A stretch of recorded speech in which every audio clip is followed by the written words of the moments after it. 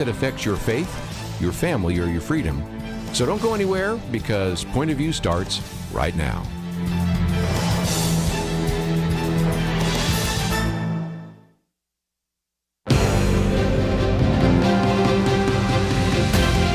Across America, live, this is Point of View.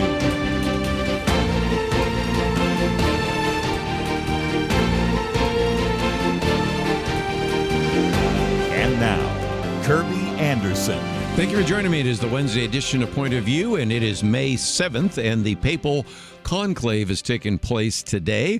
Thought I'd mention it for a few minutes. We have lots of other things to cover, but it certainly is worth a mention, and that is this would be a gathering, and it has now had begun, in which we saw the doors to the Sistine Chapel closed. There are more cardinals than this, but 133 of them are electors. To be one of those who is eligible to vote, you need to be under the age of 80. And this began just a few hours ago, and it is something that we will pay attention to at least a little bit, because they cardinals have been meeting in Rome ever since about April 22nd. They've been, after the death of Pope Francis, discussing a number of issues related to the Catholic Church worldwide, and this would be the selection now of the 267th Pope. Now, it is part of what is called the conclave. If you know your Latin, you know where the word comes from. It means a key, with a key. And the reason for that is back in 1268, cardinals gathered to elect a new pope. But it began to be so deadlocked that they continued meeting for almost 3 years. Now, at this time, some of the local magistrates, the residents, and others were so frustrated, they locked the cardinals into a room, hence the word conclave, and the cardinals were only fed bread and water through a window. When this did not expedite the process, then the magistrates removed the roof of the room, quote, to let the Holy Spirit in. And this led ultimately to the election of Pope Gregory the X, or the 10th, if you will, who, of course, laid the foundation for what we now call the conclave. First actual conclave to be held in the Sistine Chapel was in 1492.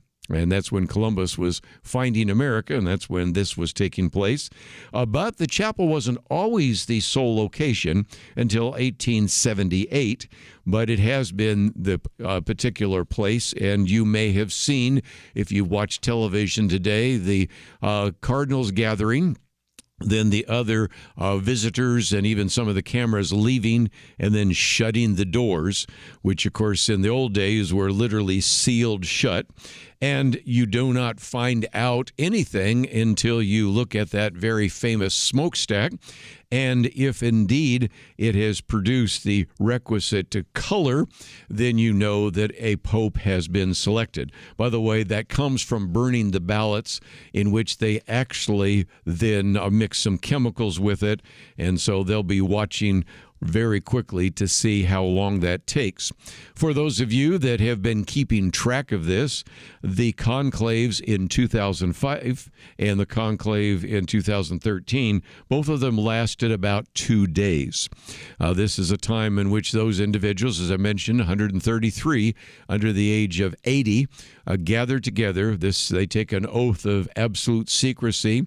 They then vote their secret ballots and then approach what are called the scrutineers. These are cardinals chosen at random in front of Michelangelo's Last Judgment fresco. They fold their ballots twice, drop them in an urn, and they are counted. And one round of voting already will occur today. If the candidate does not receive about 2/3 of the votes, then voting will continue up to 4 times a day, 2 in the morning, 2 in the evening, until a candidate receives the necessary votes. Once the conclave elects the Pope, the dean of the College of Cardinals will ask him if he accepts the title. If he does, then he will select a papal name. That's a practice that goes all the way back to AD 53. And then there will be a time in which the new pope will be led into a room of tears in the Sistine Chapel, hence because of the fact that there's oftentimes overwhelming emotion for some of the individuals that have been selected pope. Dressed in white robes, receive the new pectoral cross, the head cap, and a number of other things, and then be introduced to the world. Just thought you'd like to know. Those of you that are Catholics probably know that story. Those of us that are Protestants maybe don't know as much. Some people might say, well, what's the significance? And I thought John Stonestreet did a good job in his piece today, just saying, look, even if you are saying, look, I don't have any interest in the Catholic Church, I'm not a Catholic, yes, but the Pope does exert very significant influence in the world, has in the past, will in the future, and I certainly think it is worth a mention, so that's our mention. Let me get into a couple other issues, and then we're going to have an in-studio guest, a couple by phone, and we'll get back to many of the other articles I've posted, but I thought very quickly, while there is a vote taking place in Rome, really in the Vatican, if you want to be precise, there is a shooting war between two particular countries, both which have nuclear arms, which again is worth a mention at least because India has launched early morning missile strikes on both Pakistan and on an area that Pakistan administers, and that's called Kashmir, while the Pakistani government claimed that it's been able to shoot down 5 Indian Air Force jets in self-defense. What brought this on? Well, on April 22nd, Islamists, various radical Muslims, massacred 26 Indian tourists in a town in Kashmir. This is the largest number of civilian casualties we've had in this time. And so, again, the argument being made by Pakistan is that it had nothing to do with the attack. It merely provides political, diplomatic, and moral support to those in Kashmir who want to separate from India. But the reality is this. There is a tendency sometimes between various forces to not even pay attention because, after all, if one country goes against another one in Africa or Asia, what's the significance? The significance is this, because a shooting war between two nuclear-armed particular countries, and that is a little different. As we've mentioned on Point of View years ago, the significance of Pakistan having a nuclear weapon. Of course, it also illustrates why we don't want to have Iran to have a nuclear weapon. And, of course, India's had nuclear weapons for some time. So you can begin to understand the gravity of that, given the fact that, of course, these are countries that are very close to China. And there are a variety of other issues which are related to that as well. So again, these are just two kind of quick hits I wanted to hit before we get into some of our conversation.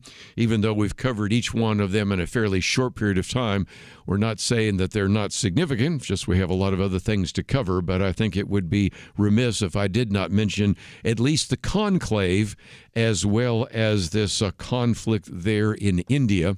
Speaking of the conclave, many of you probably have seen the film The Conclave, and I've heard, and I hope this is not true, some of the cardinals actually watched The Conclave to understand a little bit about what it's going to be like, and I thought, no, maybe not. But if you haven't seen the movie, I don't want to ruin it for you, but nevertheless, I think we all agree it was well acted. But that's about it, and there are some interesting parts of that, but we'll leave that for another day. Let's get back, though. We're going to have Caron Manley joining us in studio. We'll talk about that issue and some of the things she's going to be talking about right after these important messages.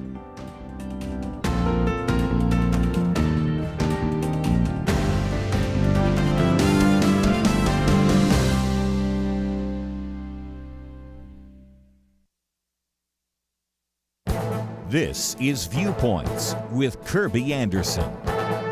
Yesterday, I talked about the question Victor Davis Hanson asked, do elite universities really wish to fight the federal government? In his commentary, he unveils a half a dozen problems at universities that might cause American taxpayers to reconsider how much money should be given to them. The first two problems we talked about were the rising cost of university education and the lack of any intellectual diversity on campus. A third problem is the Supreme Court ruling against Harvard and the University of North Carolina concerning their use of racial and gender bias in admissions. Unfortunately, many of these colleges have merely rebranded their DEI office with other euphemisms. Foreign influence on campus is another problem. Over the past few decades, he says, foreign governments without audit have poured some $60 billion into America's purportedly most prestigious universities. They obviously expect to receive something for these ideologically driven investments. These universities have also failed to protect students on campus. They also turn a blind eye to when a conservative judge or a Christian speaker is shouted down on campus. Administrators may issue a statement about not tolerating violations of free speech, but then do nothing about it. A final problem is lower academic standards. Victor Davis Hanson documents that the best universities now ensure that 70% or 80% of students in their classes receive A's. But it isn't that these students have become smarter. In fact, many of these elite universities have had to provide remedial classes for incoming students. It's time for universities to restore their reputations and encourage academic excellence. I'm Kerby Anderson, and that's my point of view.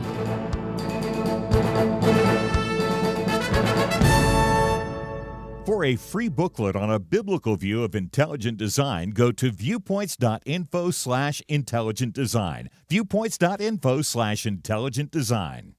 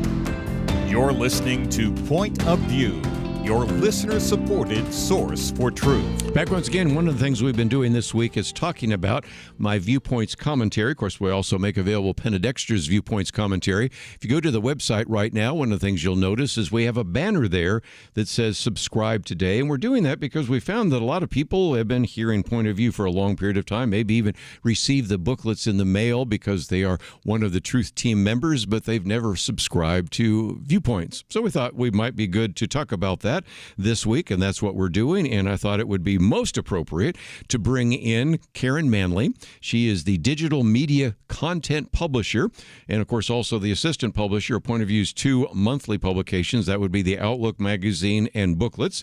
He and Rob have been married for 45 years, and she's been around for some time. It's great to have you in studio today. It's my pleasure to be here, Kerby. Thanks. Let's talk about this. Why should people even subscribe to this? I know a lot of people get emails all the time, and we're encouraging people this week to actually just push that button or click that button and join with us. But why should they? Well, if you're like me and definitely like Kerby, you get hundreds of emails every week. And why would you want to put another thing in the mix? And first of all, they've been Kerby and Penna have been doing this for a really long time. So they're very well written. They're concise. They're interesting, and they're always truthful. And my job is to take the Viewpoints columns that they write, the commentaries, and then put them on the website so that people can click on Point of View, go to Viewpoints, and read them. And also I format the email campaigns, which is what we're asking you to subscribe to. So you'll get these in your inbox, and then you have the option of listening or reading for about 2 minutes. And the topics vary, literally like what we do here on the show for 2 hours, but you get it condensed in 2 minutes. So you have this thing that you get that gives you the daily things. What's going on in the world and things you should know. And one of the things I always mention your name from time to time because I'll talk about you've posted a picture or Caron posted this or that. And so, again, I think that, as I've oftentimes said, a picture's worth 1,000 words, even though we give you about 500 words or 300 words, whatever it ends. I guess about 300 words for some of these commentaries. But nevertheless, you post a picture with that as well. But one of the things you've also talked about is what we talk about. You know, in some respects, people wonder, well, I know what you talk about on Point of View. What am I going to get if I sign up for the Viewpoints commentary? Well, just like the show, the topics range and touch pretty much anything that affects your life as a believer.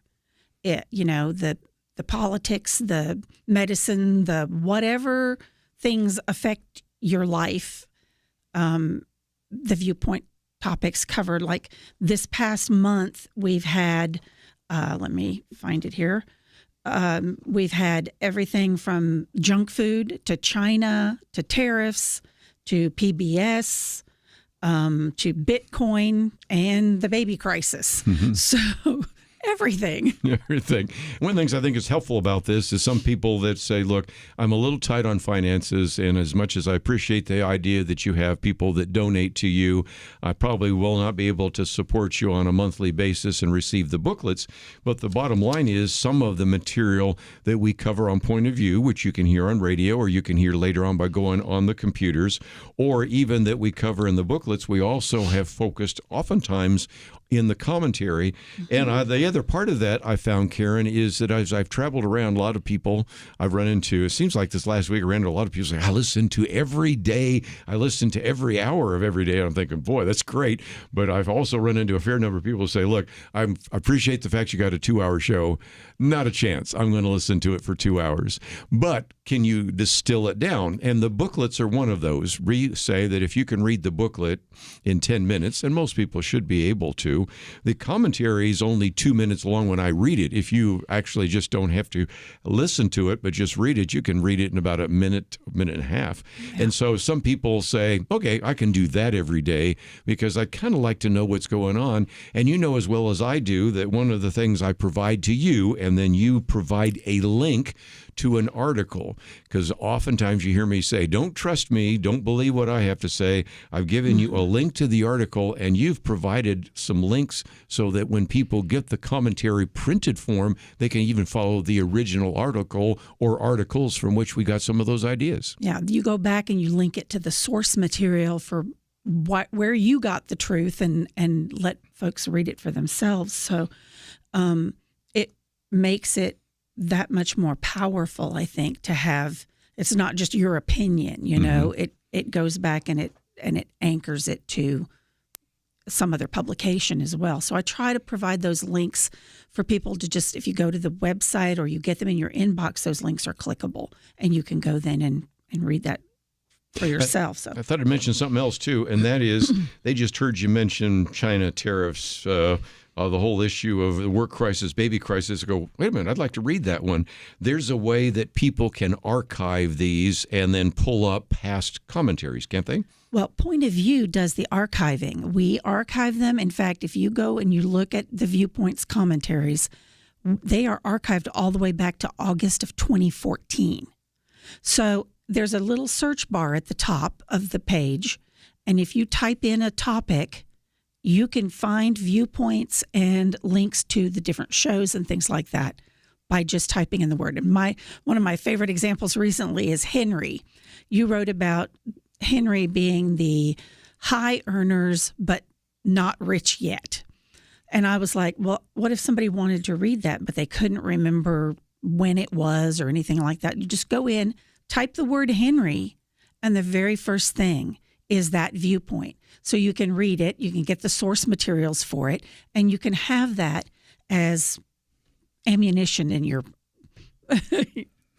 Well, let's give everybody a action item, because it does seem to me that there's a couple things that they can do. One is that, as I've mentioned and you've mentioned before, we do have an email that went out. So if you respond to the email, and that one the other day was written by Liberty, which I appreciated, and she picked out one of the ones that she was interested in about the size of government. But there's a couple ways in which people can subscribe, right? Yes, indeed. First of all, the best thing is go to our website, pointofview.net. If you scroll down just a little bit, there's a banner that says Viewpoints Commentaries. It has your picture, and people can click on that subscribe button, and it'll open it up, and then they will be able to get your commentary daily, 2 minutes, and on Saturday, they get Penna's commentary. Mm-hmm. So, and I love Penna's commentaries. She always hits it hard. So, and those will come to your inbox daily, usually around 10 o'clock in the morning, every single day. Or you can just go to pointofview.net, click on Viewpoints, and that has a list of the last 10 viewpoints that we've done. So you can get the recent ones by just going to the pointofview.net. Might just mention, too, that the Viewpoints commentary actually has a greater reach. I think about 600 radio stations, if I remember right, that carry it. All the Bot Radio Network stations carry it. All the American Family Radio Network stations carry that. Many of the Moody Network, Moody radio stations do as well. And, of course, some of the stations that carry Point of View. So if you find yourself really liking this Viewpoints, I'm going to give you one other action item.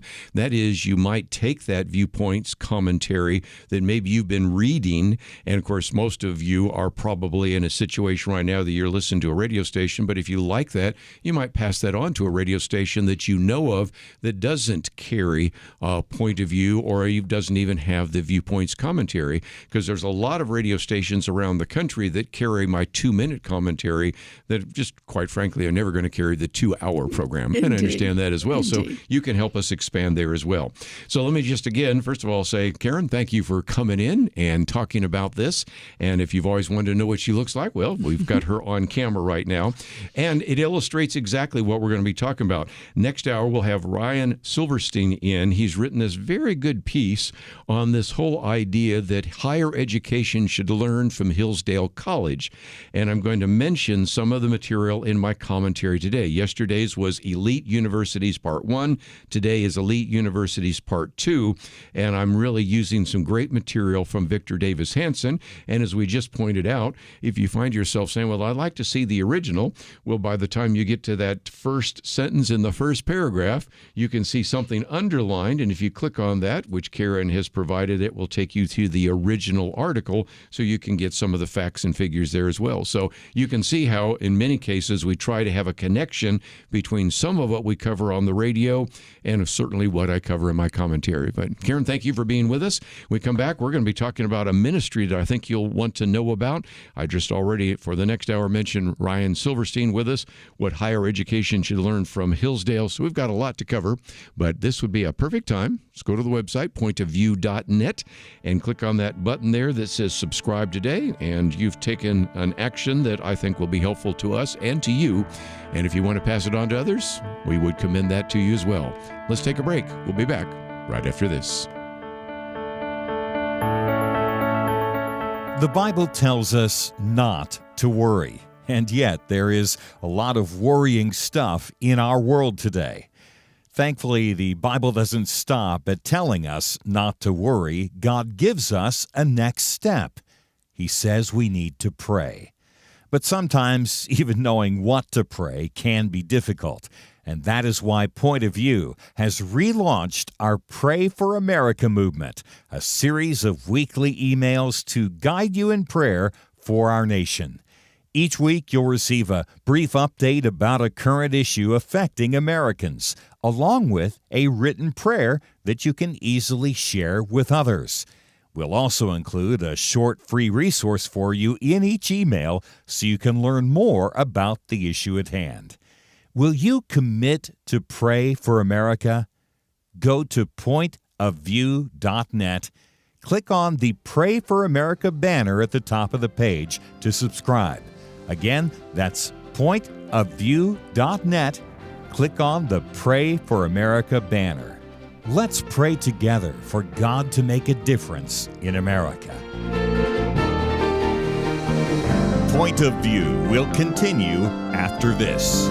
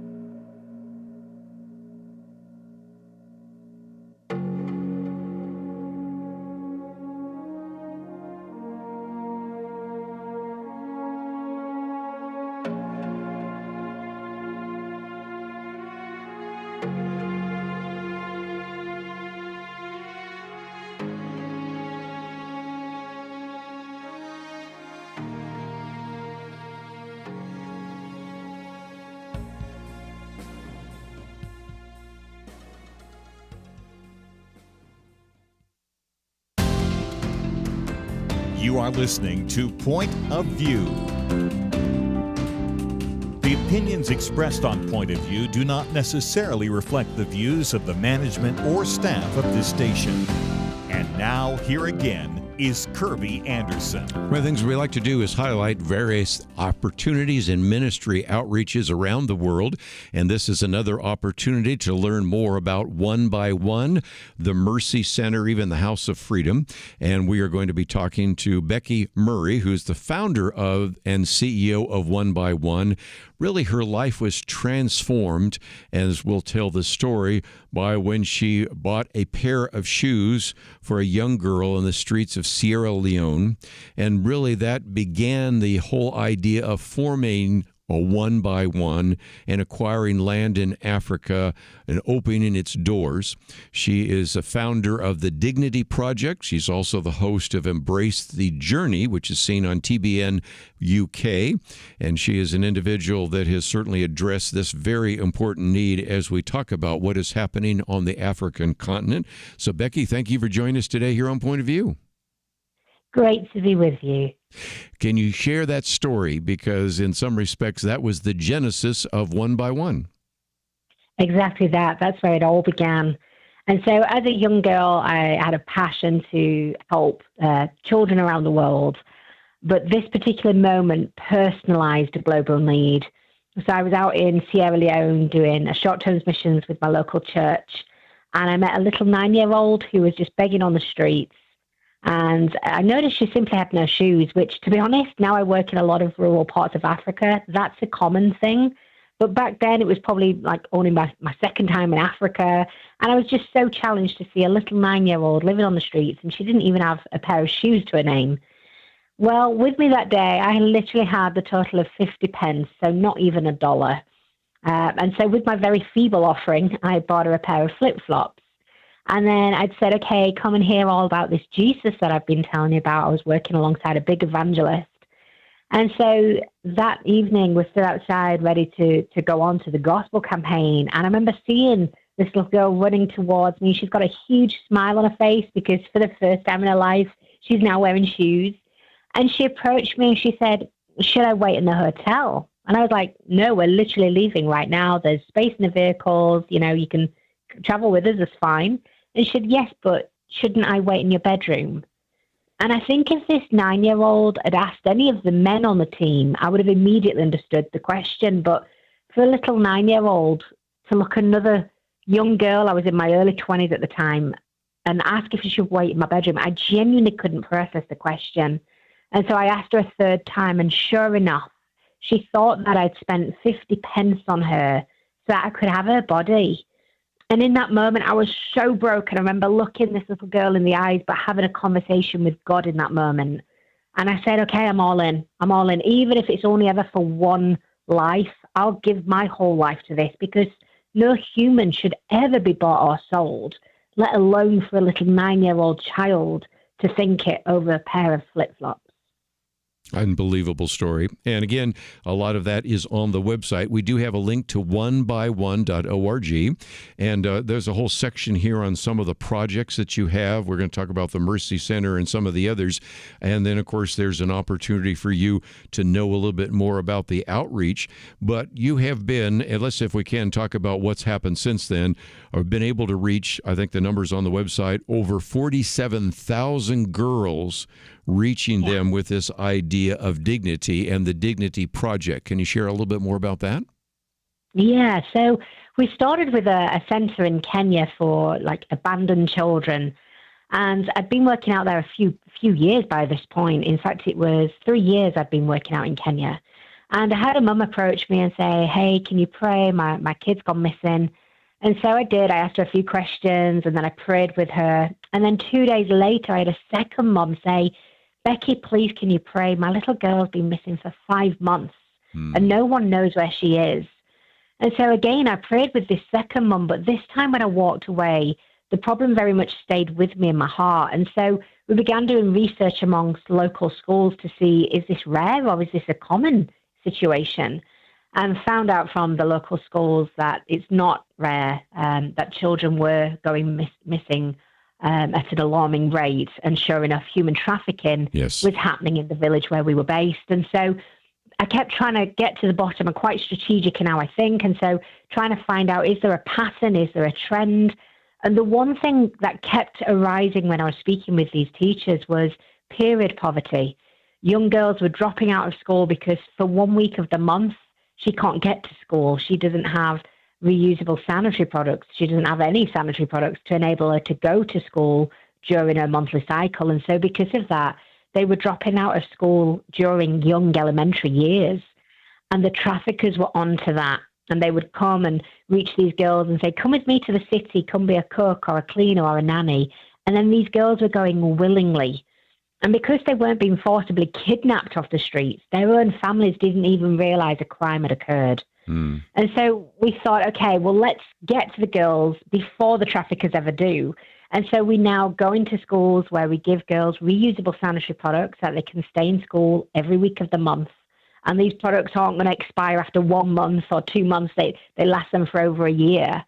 And we go in and we teach them all about what is human trafficking and what are the tactics that traffickers commonly use to try and entice them. And the heart behind it is if we can get to them before the traffickers, then let's stop these girls from ever having to go into a life of exploitation or ever having to go into an abusive situation. Let's, if we can, talk about churches against trafficking. That's one of the things on your website here, which churches from a number of different denominations have worked with politicians and people in sports and artists and others to really highlight and to deal with this issue of human trafficking. And Becky, that's one of the action items I think I want to give to our listeners because there are ways that they can participate with that, can't they? Absolutely, they can. So we created a resource because commonly traffickers are looking for the types of people that the churches should be opening their hands up to and their arms up to.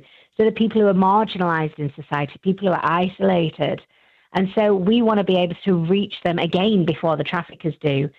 So we created a resource for tools to equip churches of what to be aware of, what to look out for. And that's available. They can download that for free on our website, so that they can have a look through, and it just opens your eyes to people in your own community that might well walk through the doors of your own church, and therefore we can be there to help them long before the traffickers can come and try and entice them with their tactics. And again, that's just one of the resources that you have. Let me mention one other one because, of course, people can donate to your ministry. People can pray for your ministry. But also you have trips. And I've seen this little line here that says trips are back. I mean, I know there was a time in which that wasn't happening. But yes. Whether you want to go to Kenya, Uganda, wherever it might be, and there are different opportunities, that would be something to think about because I know some of our listeners might say, well, I'd like to be involved in a mission trip. I'd like to be involved in making a difference. And this is just another opportunity for them. And they can click on that and find out more. But talk about what do these one-on-one trips look like? Yeah, so I'm a big believer in short-term missions trip because that's where my own life was transformed.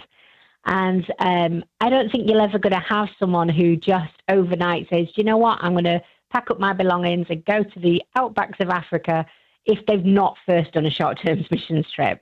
And so we want people to come on the journey with us. And so they're actively involved in doing the Dignity Project, which is where we go into schools and we do the training. We do dramas all about like what the different tactics traffickers use.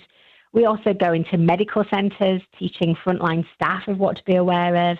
And then alongside that, we've also planted churches. And so we're actively involved in several churches in different parts of Kenya. So they can come, they can pray for the sick. We've done work in prisons.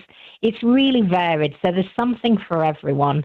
But I am a big believer there's nothing like stepping out of the boat and taking yourself out of your comfort zone, going to another part of the world and just serving, just being the hands and feet of Jesus and getting actively involved in serving missions. Let's take a break, and let me open up the phones, too, this hour, and especially next hour. I think there are going to be some questions, comments that you might want to make. I think right now maybe you're just learning a little bit more about the organization one by one and learning a bit more about Becky Murray. And I might just mention there is a place where you could invite her. Maybe you're saying this would be the perfect person to come to our missions conference or a convocation or something of that nature. Of course, many of you, if you want to go to TBS BGN UK, you can see, of course, the Embrace the Journey, and that will give you a better idea. But we have, of course, her picture and all sorts of information on the website at pointofview.net. Also have a link to X and Facebook and the website. So all of it is on the website for you to take advantage of. But also, if you'd like to join us, maybe make a comment, maybe you've talked about what you would like to do in terms of short-term missions or something of that nature, we'd love to hear from you. 1-800-351-1212, 1-800-351-1212. And even if you cannot participate, I wanted you just to see, as we've talked about so often, the power of one. Look at how remarkable this change in Becky's life happened in the streets of Sierra Leone. It could be you. We'll take a break. We'll be back right after this.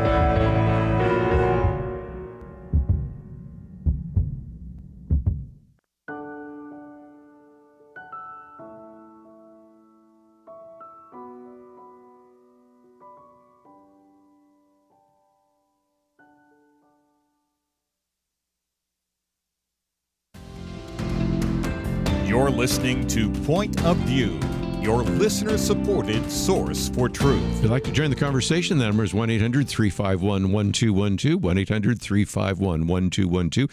Becky Murray with us, and she, again, is the founder, CEO of One by One. And, Becky, we've talked about One by One Kenya, which opened the doors in 2012, and I'd like to come back to that, but I thought just also cover some other material.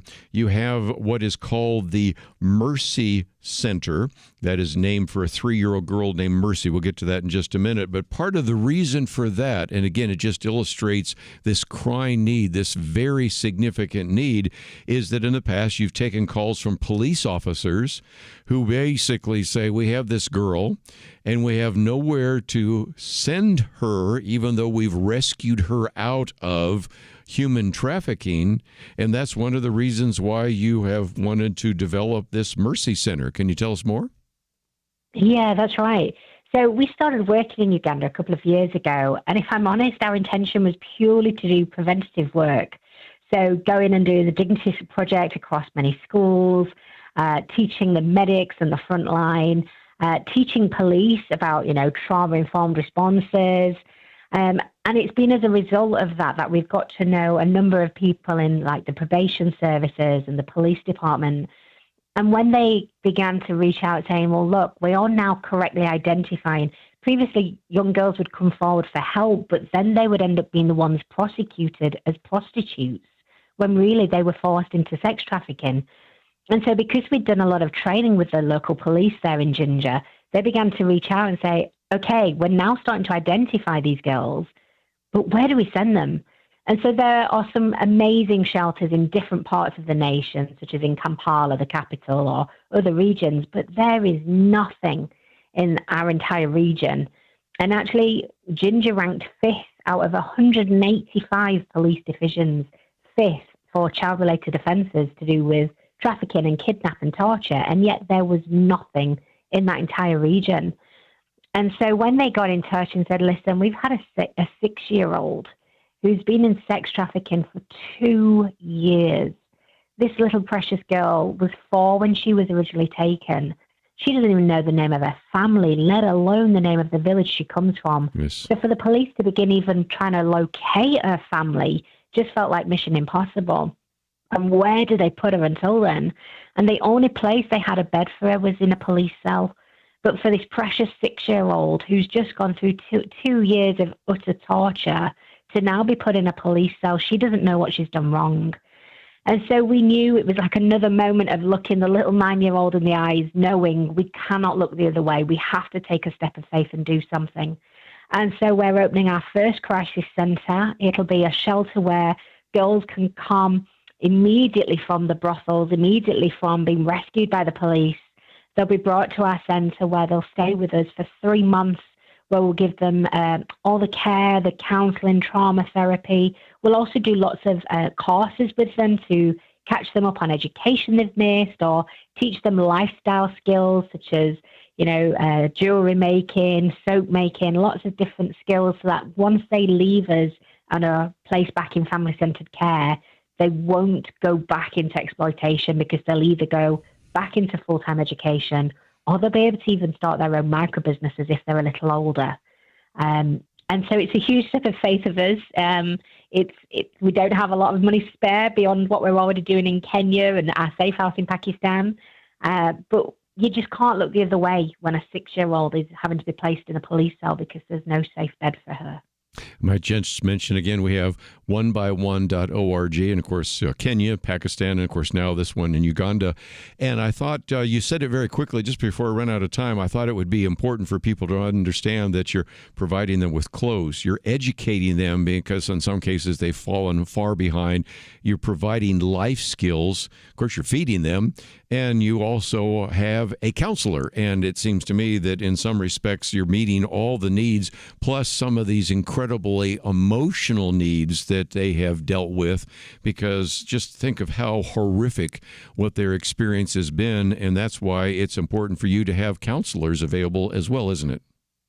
Absolutely that. So we've got both nurses and counsellors, because they've got both physical trauma as well as emotional trauma after everything they've endured.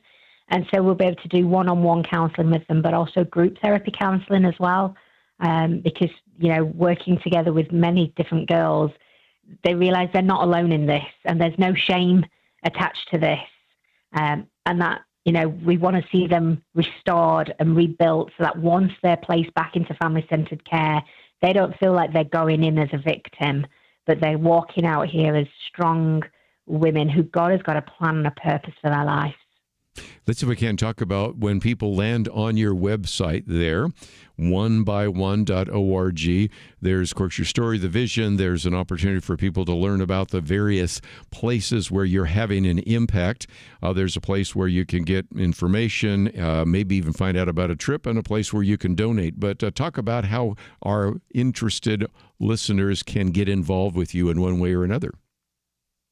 Yeah, so, it's constantly a step of faith for us. We aren't a huge organization. We aren't backed by millionaires or anything like that. It's absolutely a faith journey. And it has been since the very beginning when we stepped out and we had nothing other than 50 pence for a pair of flip-flops.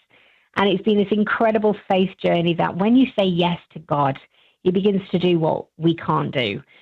And so having people praying for us, also for our staff working on the front line, when you're starting to tackle trafficking rings, it's very dangerous. We've got teams who are working out in Pakistan, and they're just being a Christian can put your life on the line at times. But added to that, anyone who's ever spoke out against bonded labor, that puts a target on your back. And so for our staff to be doing both is very high risk. And so we take the safety of our staff as seriously as the safety of our kids in our care. And so praying for our teams on the ground who are working frontline, praying for the kids that we have the honor of working with, and just praying that God would provide all we need. Obviously, if you want to give to it, you can. And if you want to, like we said before, if you want to come out and be a part of it, maybe you want to get hands-on involved. Well, why not come and be part of a dignity trip in the future where you're going in and teaching these young kids how they can be safeguarded from trafficking, so they can be as involved as they possibly want. And again, as we just said at the beginning of the program, a shooting war right now between India and Pakistan, so that makes it even more dangerous. And, of course, that's a dangerous part of the world. Of course, when you talk about what's happening in Uganda and other places, it's always dangerous. So, first of all, let me encourage you to pray for Becky Murray. Second of all, let me encourage you to go to the website. We have that link there right now, onebyone.org. We also, next to her picture there, have a link to her Facebook page, X, and a variety of other resources. And let me encourage you to get involved. And if you think this would be something that would be of interest to maybe the person that is the missionary pastor in your church, pass it on to him or her, because they would like to perhaps know about this organization as well. So, Becky, thank you for sharing your story. Thank you for your willingness to step out and make a difference in not only Africa, but Asia. And we pray God's blessing upon you. And thank you for joining us today, Your Own Point of View. Amen. Thank you so much.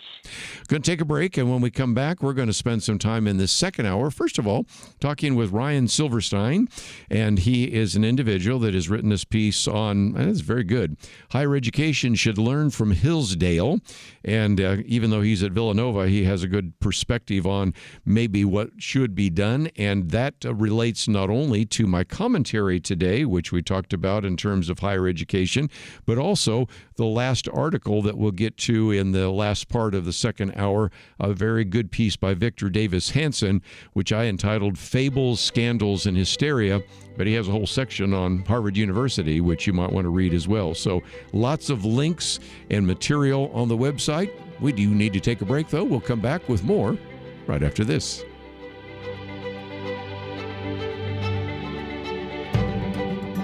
Let's be honest. Getting a well-rounded and biblical understanding of current events takes time that many of us simply don't have. Well, here's the good news. You can get thoroughly researched biblical insight on a variety of topics in 2 minutes or less each day by subscribing to Kerby Anderson's Viewpoints Commentary. These short, free emails offer Kerby's personal perspective on issues affecting us in America, and they are filled with educational resources. Listen to this testimonial from David, a longtime Viewpoint subscriber. I've been reading Kerby's daily commentaries every weekday for years now. Never miss one because they're always incredibly well written and researched, to the point, and really are meaningful. I would recommend the commentaries to anybody. Subscribe to Viewpoints for free by going to pointofview.net/signup. That's pointofview.net/signup. www.livecast.com/signup. Point of View will continue after this.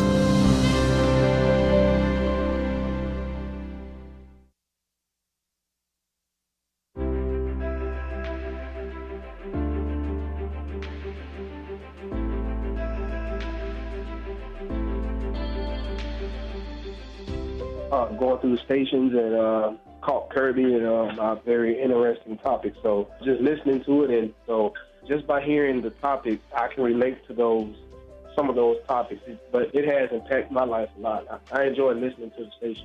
I appreciate Point of View. You've been great and wonderful. A lot of information, and I really appreciate all your work you do. My wife and I have listened to Point of View for about 17 years now. We just want you to know how much you have meant to us in our lives. I've gotten a real education since I've started listening to Point of View. I want you to think, what would we do? How ignorant would we be if we didn't have Point of View? And come on, guys, give something to Point of View to make sure we don't lose this wonderful voice. And thanks again for what you do. Thank you, Kerby. I consider this my school time, so my 2 hours of school each day. So thank you very much. Point of View Radio Talk Show.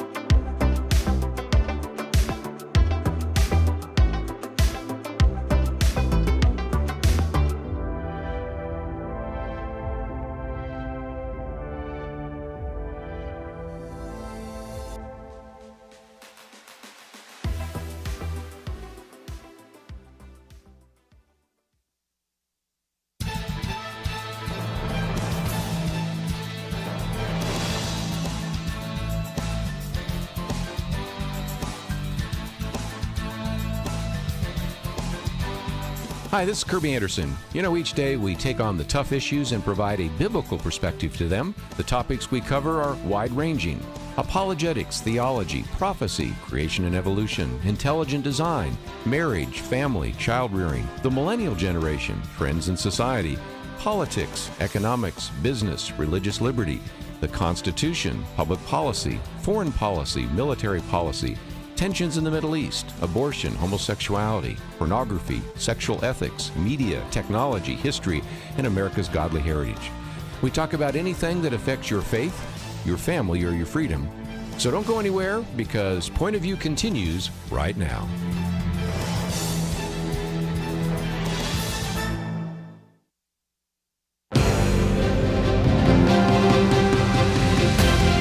Across America, live. This is Point of View.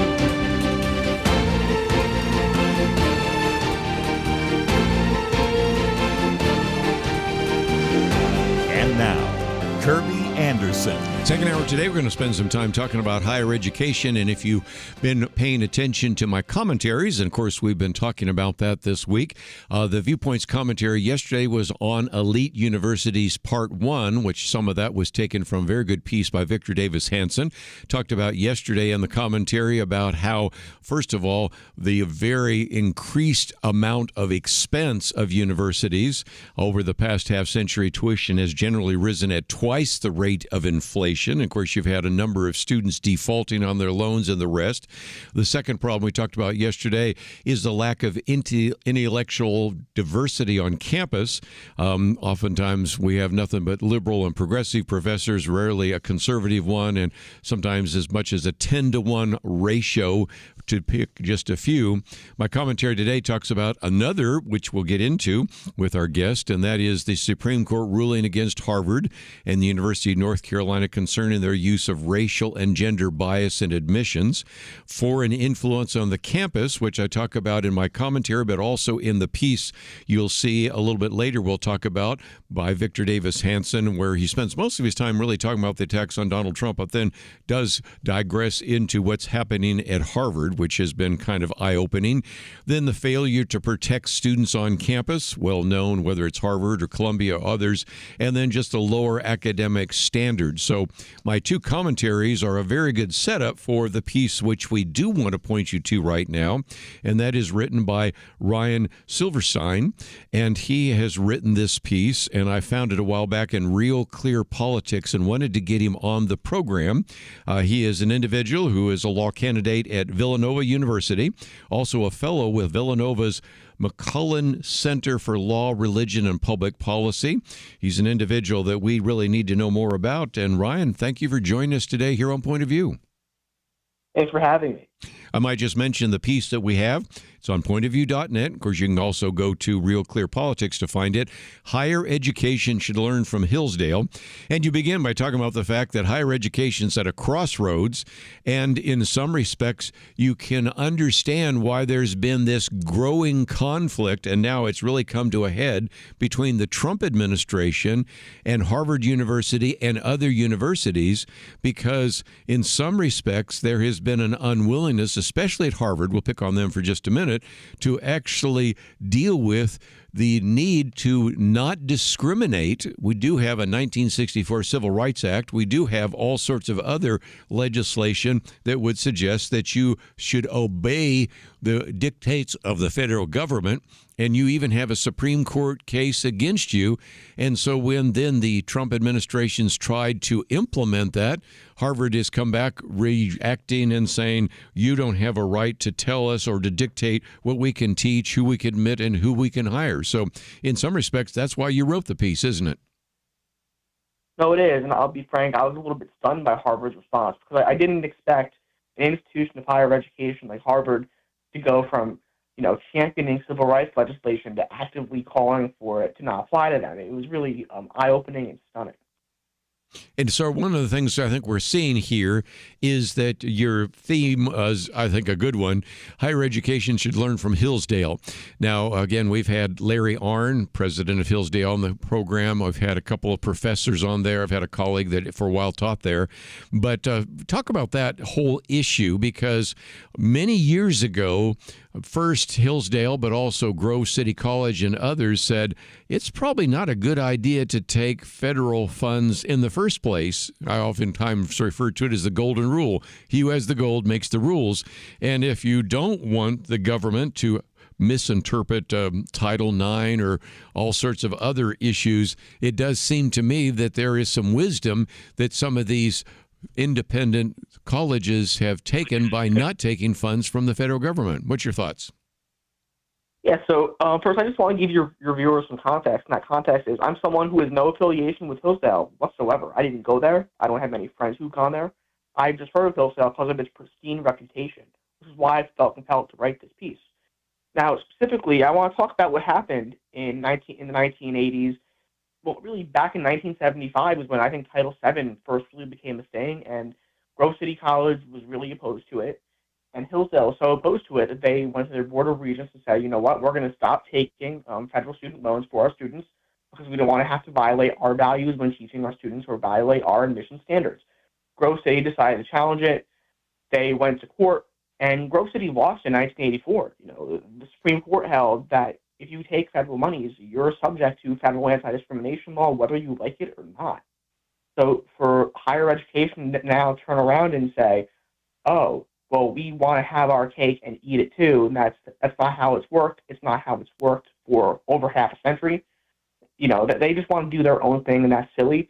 When the reality is, if you wean yourself off federal funds, you don't have to rely on the federal government for money, which means you're not subject to their regulations, and more importantly, you have more academic freedom, and you can be more affordable for families. One of the things I think is interesting is you mentioned that case in 1984. I might even do a commentary on that because during that same period of time, you also had the Internal Revenue Service saying, we think it is most appropriate to pull the tax-exempt status of Bob Jones University. And I was writing newspaper columns at the time, and I think the column appeared in the Dallas Morning News, the Miami Herald, Houston Post, few places like that. And I got a lot of pushback because they were saying, well, what are you doing? Are you supporting what's happened to Bob Jones? I said, no. I mean, just because they have a policy that does not allow interracial dating, that isn't quite the same as violating Title VI of the Civil Rights Act of 1964. However, now they're talking about whether or not Harvard could lose its tax-exempt status because I think it is clear to point out that the Supreme Court has ruled that you're in violation of Title VI of the Civil Rights Act. True? Yeah, and I think the Bob Jones case is really interesting because you had all of these liberals and leftists in the 1980s like cheering on this case as a prevailing of liberalism. And now down the road, they're suddenly thinking, well, wait a second, this is going to affect our institutions too, not just institutions that conserve its values. And again, I think that's a good point. And back to, well, we'll take a break because we're coming up to one of the mandatory breaks. When I come back, I want to actually read that entire statement by the president of Harvard and kind of figure out where we go, because we are talking about millions of dollars of federal grants. We're talking about freezing billions of dollars of federal funds. We're talking about pulling the tax-exempt status. And as we've mentioned before, I think Harvard could survive. After all, it has an endowment of more than $50 billion. But the state point is well taken.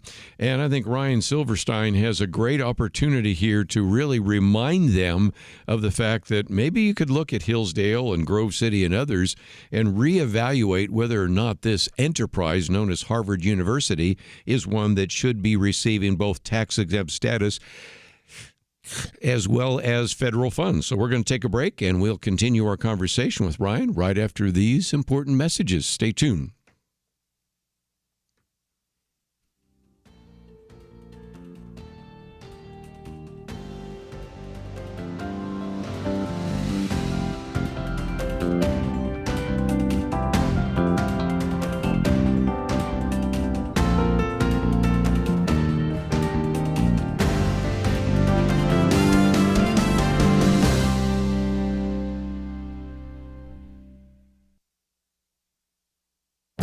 This is Viewpoints with Kerby Anderson.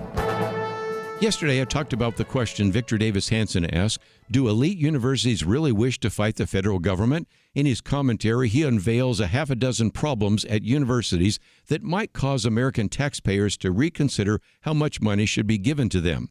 The first two problems we talked about were the rising cost of university education and the lack of any intellectual diversity on campus. A third problem is the Supreme Court ruling against Harvard and the University of North Carolina concerning their use of racial and gender bias in admissions. Unfortunately, many of these colleges have merely rebranded their DEI office with other euphemisms. Foreign influence on campus is another problem. Over the past few decades, he says, foreign governments without audit have poured some $60 billion into America's purportedly most prestigious universities. They obviously expect to receive something for these ideologically driven investments. These universities have also failed to protect students on campus. They also turn a blind eye to when a conservative judge or a Christian speaker is shouted down on campus. Administrators may issue a statement about not tolerating violations of free speech, but then do nothing about it. A final problem is lower academic standards. Victor Davis Hanson documents that the best universities now ensure that 70% or 80% of students in their classes receive A's. But it isn't that these students have become smarter. In fact, many of these elite universities have had to provide remedial classes for incoming students. It's time for universities to restore their reputations and encourage academic excellence. I'm Kerby Anderson, and that's my point of view.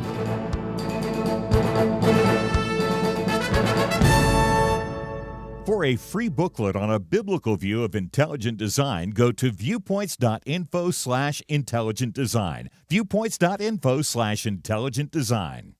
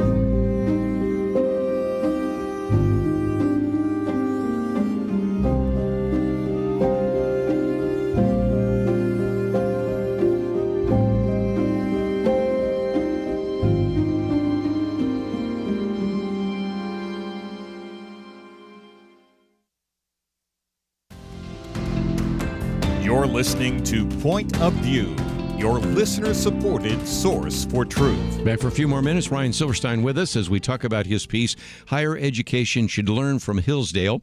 As he pointed out, he's never been to Hillsdale, doesn't have an affiliation, nor do we, but nevertheless, I think it's a great illustration of what happens when you take money from the federal government.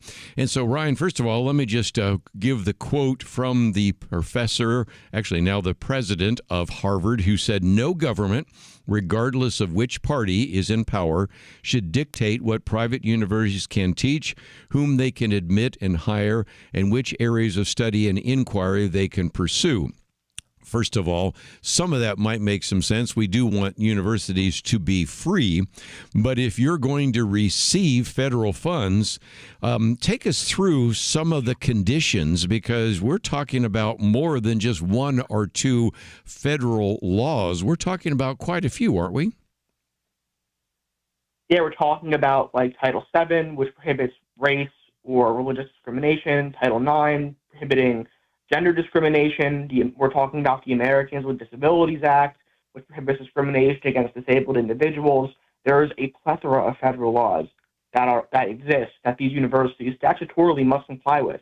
And statutorily, accreditors in the Department of Education have to ensure that these universities are complying with these requirements. That's why, for an example, in the wake of Students for Fair Admission, a lot of these universities were scrambling to change their admission standards and procedures. And again, this was a ruling that was against Harvard and University of North Carolina. And it does seem to me that whether you're looking at Americans with Disabilities Act or the Civil Rights Act or Age Discrimination Act or a number of others, we have, as you said, a very significant ruling in 1984 against Grove City College. It basically said if you're going to accept federal funds, you're subject, in this case, was to Title IX regulations.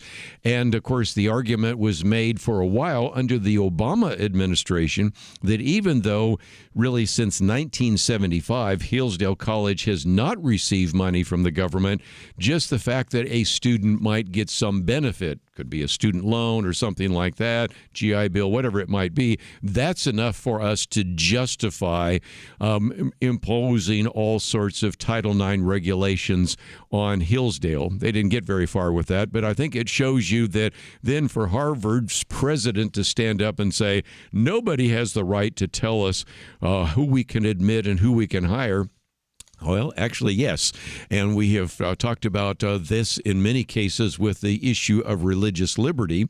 And, of course, we're learning a lot more about Harvard as well.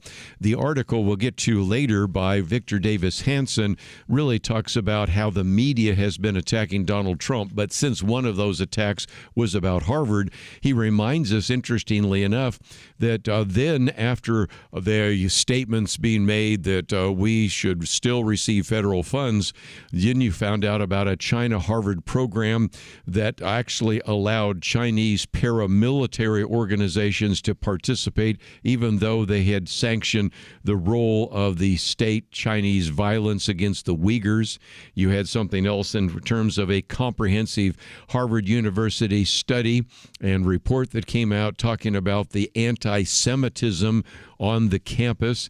And then the one that still just causes me to roll my eyes, since you are in the law school as well, Harvard Law Review actually is right now being investigated by the Department of Education Civil Rights Division because they bestowed a $65,000 fellowship to a law student, and that $65,000 went to an individual who either for or despite the fact that he was attacking the Harvard Business School Jewish student during one of the anti-Israel protests and actually had misdemeanor criminal charges.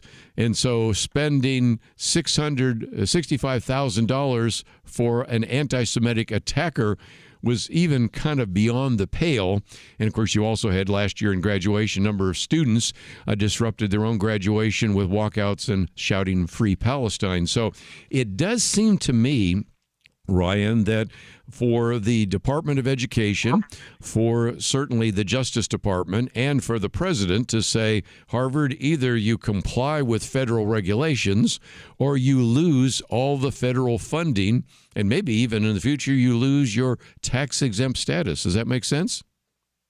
No, it absolutely does. And you already had the Secretary of Education come out and say, hey, Harvard, don't even bother applying for federal grants because we're going to deny you those grants because you're not complying with federal anti-discrimination law. And it's funny, there are two routes Harvard honestly could follow. The first route is to just follow the Hillsdale model and reject federal money, and they can become more affordable that way. But they don't want to do that. So their other option, what they can do is they can follow Dartmouth, right? And what Dartmouth did is really, really smart. Unlike Harvard, where Harvard just refuses to comply with federal anti-discrimination law.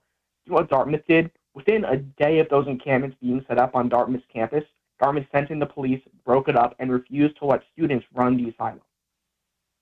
And again, let's face that Harvard could afford that. In your piece, and again, I'm not necessarily endorsing Hillsdale, although I think it's a great place for your kids to go, but you do point out the fact that, first of all, since 1975, Hillsdale College has not received a dime from the government, and that has been very helpful because then they're able to keep true to their own values, their own curriculum. They have academic freedom. Of course, they've been receiving the Imprimis newsletter for decades, and interestingly enough, when the national average for tuition is $43,000 a year, Hillsdale's $31,000 a year. Very attractive. And as a result, it is certainly got great academic rigor. It's well rated by U.S. News and World Report. And in some respects, I think that some of the success of Hillsdale came because they chose not to be influenced by the federal government and then begin to teach some of these really important values that have made Western civilization great and made America great. So I just appreciate the fact that you brought attention to an organization that from time to time we get a chance to talk about. Yeah, and I think it's important to point out as well that Hillsdale is not only affordable, it's hard to get into. They only have like a 20% acceptance rate, and they're one of the top 50 national liberal arts colleges in the United States. They're a nationally regarded college that has great curriculum and is academically rigorous. So again, I think that is one issue. The other one, and of course this maybe is beyond your column, but it's one I've been talking about.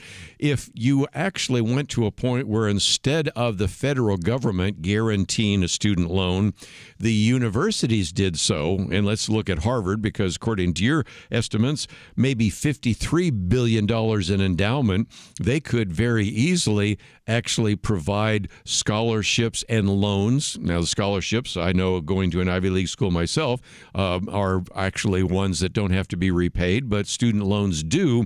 But there would be a greater incentive, I think, for the university to make sure that students were actually serious about their education, maybe taking various kinds of courses that would contribute to their success, and they'd have a much more vested interest in making sure that they graduate in 4 years. So I think there is a lot to be said about Harvard being willing to go its own way.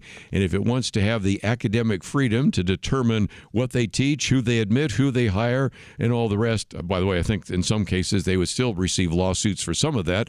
That would be probably in their best interest. So first of all, Ryan, I thank you for writing this piece, and we hope we can call on you in the future. I know that you have appeared on Fox News and you've written for Real Clear Politics and New York Post and others. And so I appreciate the fact that we found this article by you, and I hope that we can call on you again to write about some of these other very important issues here in our society. Anytime. Thanks for having me. Going to take a break, and when we come back, let's get into some of the issues in the news. Did want to talk about tariffs. I've got one piece on tariffs in Canada, another one on tariffs in India, two different responses to the tariffs. Kevin McCullough has been on the program with us before. It doesn't have to be this way. I wanted you to hear that piece very quickly because you're going to hear some very tearful stories about individuals being deported, and he dug into one which I think is really helpful for you to understand that sometimes what you hear or see in the media isn't complete, doesn't tell you the whole story. And then we'll come, of course, in this last segment, if we can, to the piece by Victor Davis Hanson. He calls it one fake left-wing hysteria to the other. I called it fables, scandals, and hysteria, in which he just, again, takes some time to back away and say, this is what they're saying in the media. And so we'll get into some of those, one of which, of course, has to do with the Trump administration and Harvard, but he takes on many other issues as well, including the economy. And it's just a reminder as we wind down the program for today about the fact that you shouldn't take everything that you see, read, and hear at face value. Read widely, check it out. That's why we even have a link to his article there, which then has a link to other things that you can read as well. Lots of things for us to put on the table. Let's take a break, and we'll get to those right after these important messages.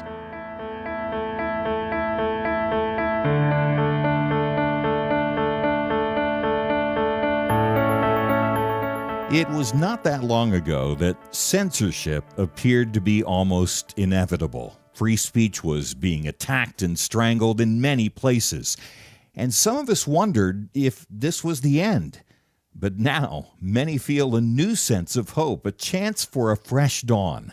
Let me caution you, now is not the time to relax. It's a time to press forward, to use this fresh opportunity to proclaim and learn how to apply truth to current issues. By the fact you're here, listening right now, that tells me that you recognize the vital role Point of View plays as a voice of truth. For more than 50 years, we've informed and equipped people who have made a real difference. And when you give to Point of View today, you breathe life into what can be a new golden era for the truth. Please, take a moment right now and invest in truth. Visit pointofview.net or give it 1-800-347-5151. That's pointofview.net. Click in now or call 1-800-347-5151. Point of View will continue after this.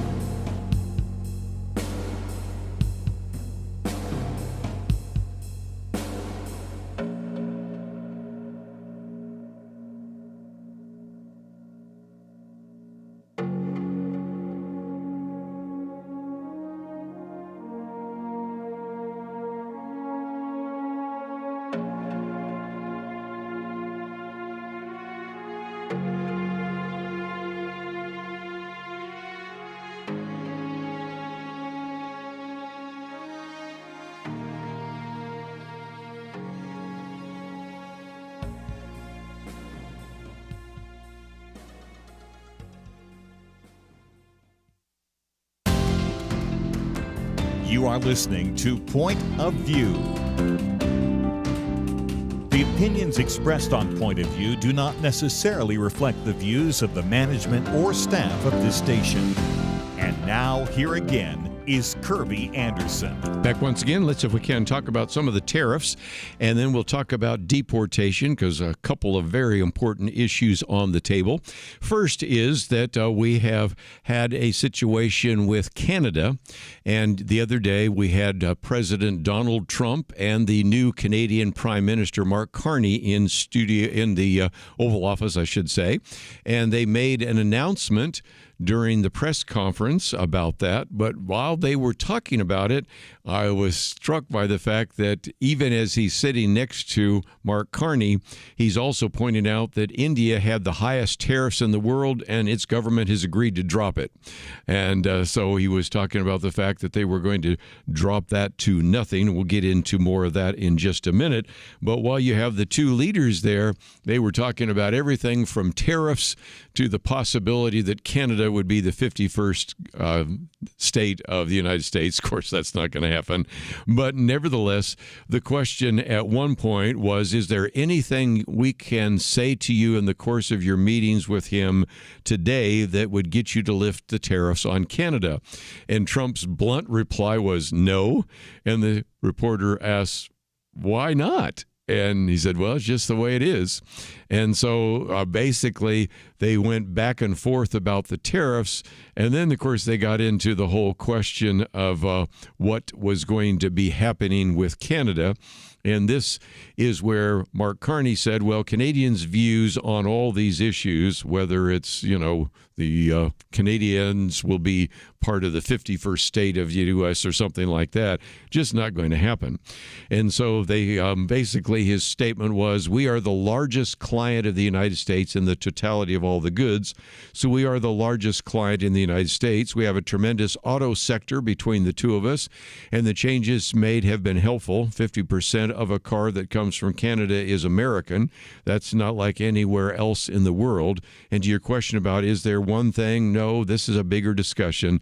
There are going to be bigger forces involved, and this will take some time and some discussions. And that's why we're here, to have these discussions, and that's represented by who's sitting around the table. Well, at this point, the president had to make a few statements, and he continued by making this statement about auto manufacturing. Quote, we don't really want cars from Canada, and we put tariffs on cars from Canada, and at a certain point, I won't make economic sense for Canada to build those cars, and we don't want steel from Canada because we're making our own steel. We're having massive steel plants being built right now as we speak. We really don't want Canadian steel. We really don't want Canadian aluminum and various other things because we want to be able to do it ourselves. We have a tremendous deficit with Canada. In other words, they have a surplus with us, and there's no reason for us to be subsidizing Canada. Canada is a place that will be able to take care of itself economically. So we'll see where this goes. But again, a lot of people say, why are we treating one of our best friends that way? And Donald Trump says, well, because they are taking advantage of us. And so that meeting ended with a lot of back and forth and some very strong statements about, no, Canada's not going to be the 51st state. Trump again said, well, you just never know. So there is the case. But you might remember that Donald Trump announced a 90-day pause on tariffs, which he announced in the beginning of April. And that brings us to a very different reaction in a joint press conference with an individual here who was from India. And that is where he said the Indian government will actually drop that. He says they'll drop it to nothing. They've already agreed they would have done that for anybody else but me. They would never have done it for anybody else but me. I guess I read that wrong. So we're going to put some numbers down. We're going to say our country is open for business, and they're going to come in and they're going to pay. So again, we have some interesting comments being made there. So you had a press conference with a Canadian Prime Minister. You have the announcement from India, and I think you see two remarkably different reactions to that. And so when people say, well, do tariffs work? Well, they worked at least in terms of a threat to India, and we'll see where that plays out in the next couple of weeks. I posted most of the articles there so you can read all the details. I probably went into into it in more detail than we need, but I also wanted to leave some time for a piece by Kevin McCullough. He's been on the program with us in the past, and he says, just think about, there's a knock at the door, 5:30 a.m., you're kind of waking up, maybe your child's still asleep, maybe you're awake and getting coffee, all of a sudden the door is kicked in, an individual forces his way into your home, snatches your child, and disappears in the early morning dark. Well, that is a nightmare, obviously, but he says it didn't have to be. The man he's talking about is Ramon Escobar Garcia, who is not only a violent predator, he's not even supposed to be in this country. He's from Guatemala, has no legal right to be here, but instead of protecting the American citizens, Kevin says, the Blue City judge and the DA dropped the charges against him, charges that included home invasion and child abduction. And he says, let's make this plain. Every crime this man committed represents a real victim. When Escobar Garcia illegally entered the U.S., he wasn't just a line in a government file. He trespassed. It wasn't some minor offense. He was violating someone's sanctuary. When he kidnapped a child, it wasn't a dispute or a misunderstanding, as the left loves to phrase these things. It was the most traumatic moment in that child's life. It was a trust broken forever. It was the stuff that shatters a family. And when a Blue City prosecutor, Kevin McCullough says, decided to drop those charges, that wasn't restorative justice. It was dereliction of duty. It was aiding and abetting a known criminal. It was the betrayal of the oath to protect the innocent and punish the guilty. And this is, in some respects, what he says we've come to. It's no longer protect and serve, it's release and reelect. And so, again, he says this is what it looks like. And if anything, what we should have been seeing is this. Here's what he would recommend instead. ICE agent chasing him down after the courts releasing him. This is what it looks like when the governor, Glenn Youngkin, telling the feds to do their jobs when the local jurisdiction fails to do theirs. This is what it looks like when Homeland Security is tracking and detaining someone who never should have been here in the first place. And he says this is what leadership looks like. So when you hear these stories, sometimes you say you only get part of the story. You hear about this man being removed, but you don't hear the rest. And as he points out in the rest of his article, this man, again, an individual by the name of Ramon Escobar Garcia, didn't just fall out of the sky. He was arrested in March for multiple felonies. Police believed him to be a dangerous enough individual to publicly warn the community, yet somehow, in this democratically run Fairfax County court, they dismissed every charge. Now, what possible excuse is that? Is this, as he said, what a Soros-backed prosecutor calls compassionate justice? Is this what the ACLU means when it says our immigration system is too harsh? He says, tell that to the family whose front door was shattered. Tell it to the parents whose child was snatched in the dark.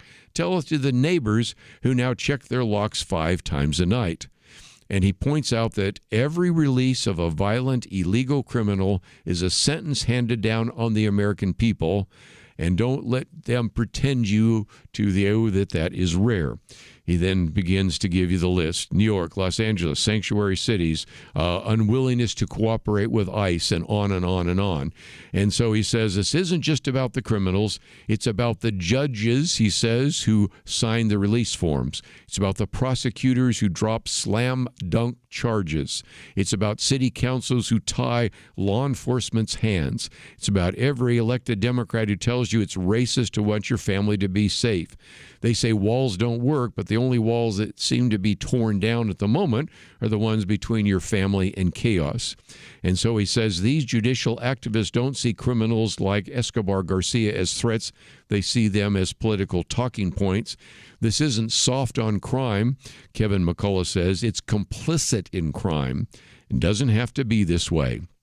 Imagine a justice system where citizens come first, where immigration law is enforced, where dangerous individuals are deported before they can harm anyone, where the law actually protects the innocent instead of enabling the guilty. This is not fantasy, he says. That's exactly what ICE, Governor Youngkin of Virginia, and Homeland Security are trying to do in spite of some of the sabotage coming from the other side. So he ends by saying, thank God for ICE, thank God for Governor Youngkin, thank God for the Department of Health and Department of Homeland Security, I should say. If nothing else, it's basic common sense, because it doesn't have to be this way. And so the title of this, It Doesn't Have to Be This Way, is just a reminder of sometimes we see something and we only get part of the picture, but he also says it doesn't have to be this way. Let's catch people before they commit crimes because they're here illegal in the first place. And that's exactly what his piece is about. It's on our website if you'd like to read more, and we'll be back right after this.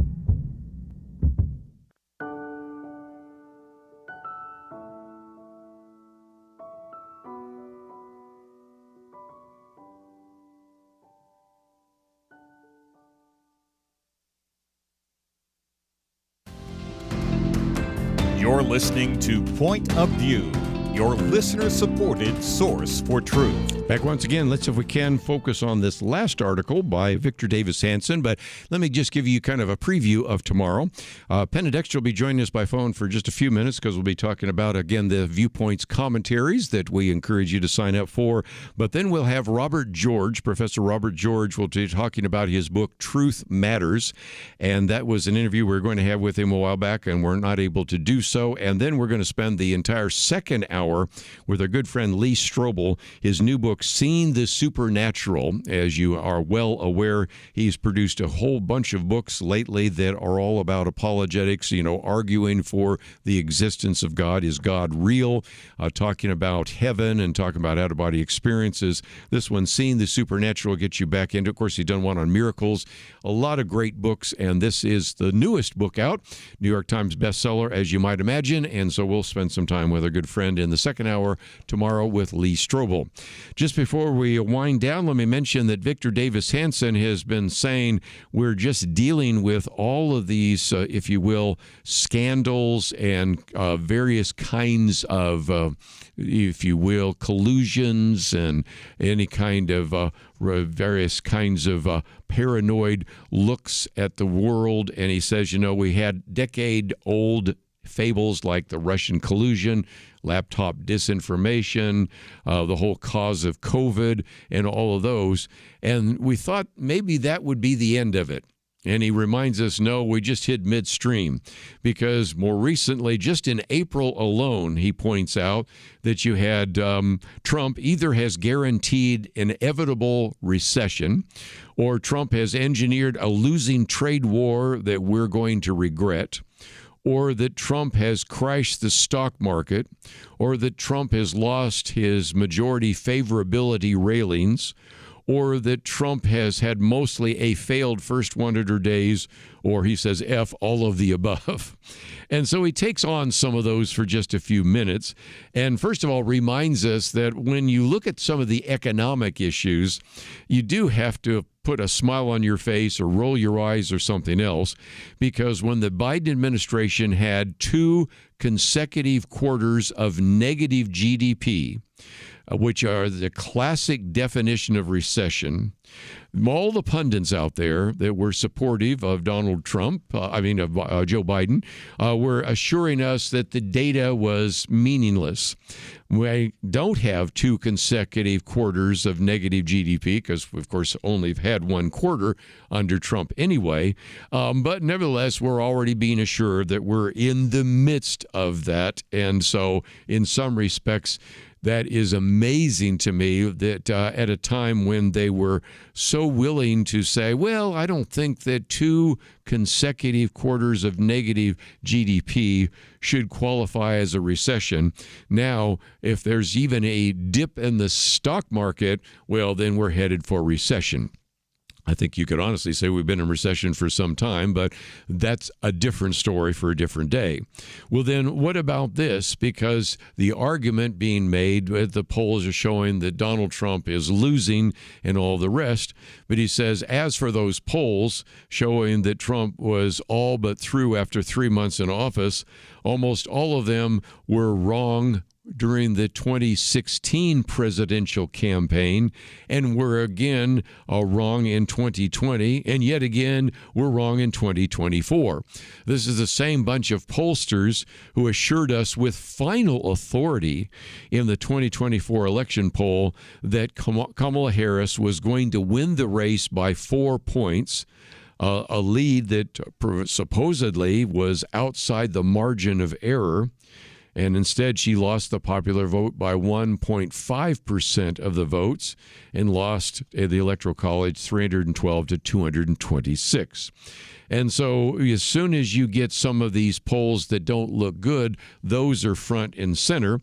And he does a comparison, and you can go and read it in your leisure if you'd like, between, say, a Washington Post poll, a New York Times poll, maybe a Rasmussen poll, a Trafalgar poll, or some of the others. And I don't spend a whole lot of time talking about polls because, if nothing else, we've found that it really depends on who you're polling and whether or not you have had any successful track record in the past.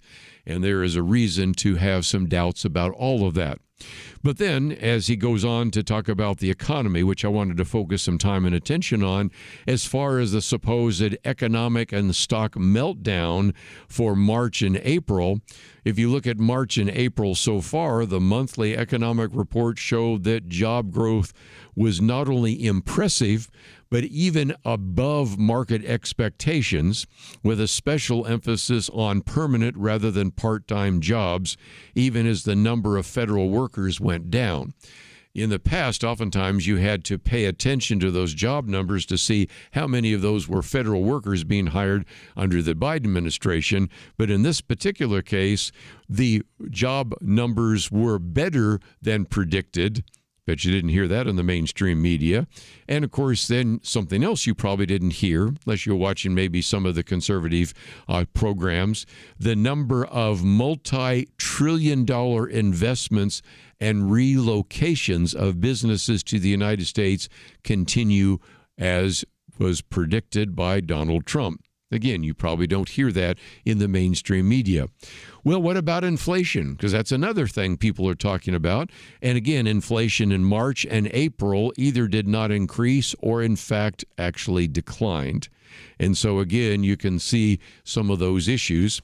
And then he devotes a little bit of time to, of course, the conversation we had just a few minutes ago with Ryan Silverstein, and that is the media, and especially the people in the university settings, have been almost, as he says, in hysterics over Trump's threats of suspending federal funding to higher education unless it makes reforms that are consistent with the Supreme Court decisions and the Department of Education guidelines, and then goes into quite a bit over time of talking about what has happened at Harvard. And of course, I get into some of that today in my commentaries dealing with what I called the elite universities part 1 and part 2, but there are others that have just surfaced now since I've even written those. One has to do with the fact that there is a program, a actual funding program between China and Harvard, and yet some of the Harvard programs actually aided members that have been part of the Chinese paramilitary organization that have been those that were previously sanctioned for their role in the Chinese state violence, which was conducted against the Uyghurs. You also, of course, have the whole issue of anti-Semitism and the in-house report that came from Harvard University itself about the routine harassment and threats to Harvard Jewish students. And then, of course, the one that I mentioned with Ryan about Harvard Law Review, which is now being investigated by the Department of Education Civil Rights Division, bestowing a fellowship grant to a law student who has been charged, and I believe now convicted, of criminal charges as he was attacking students during some of the anti-Israel protests. So again, the problems from China get worse as every day goes further, and we're learning some other things that will, again, be topics we will probably cover on Friday. Let me one last time just mention tomorrow we'll have Professor Robert George with us, Truth Matters, as well as our good friend Lee Strobel for an entire hour. The second hour, Seeing the Supernatural. Some great opportunities to spend some time with him, learning again how we can make the case for Christianity. So let's, if we can, first of all, say thank you to Karen being in studio and behind the scenes as well.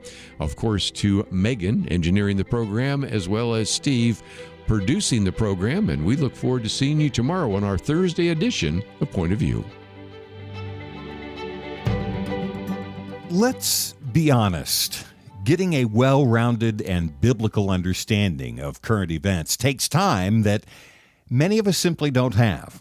Well, here's the good news. You can get thoroughly researched biblical insight on a variety of topics in 2 minutes or less each day by subscribing to Kerby Anderson's Viewpoints Commentary. These short, free emails offer Kerby's personal perspective on issues affecting us in America, and they are filled with educational resources.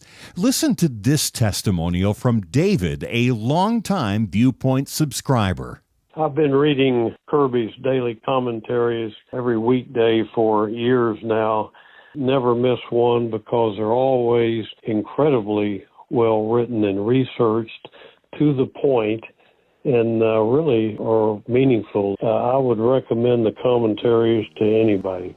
Subscribe to Viewpoints for free by going to point pointofview.net/signup. That's pointofview.net/signup. Point of View is produced by Point of View Ministries.